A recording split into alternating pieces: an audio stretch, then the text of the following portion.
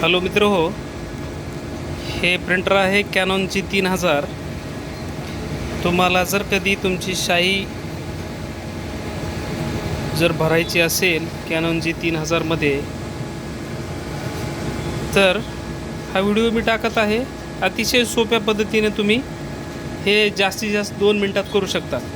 प्रोसेसला लावू शकता तुमच्या प्रिंटरला.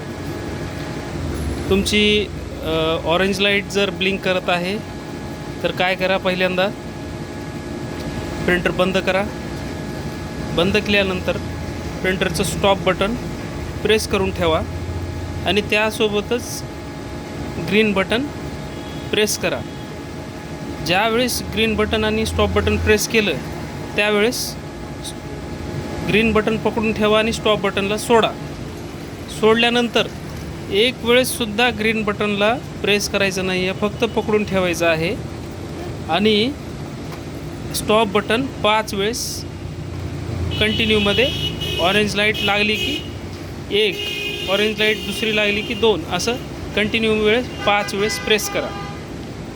5 वेळेस प्रेस केल्यानंतर स्टॉप बटन सोडा. तुमची जी काही शाईचे जे पाईप आहेत खुले झालेले, ते ऑटोमॅटिक काय होईल, भरायला सुरू होतील. जर एक वेळेस तसं नाही झालं तर पुन्हा काय करा,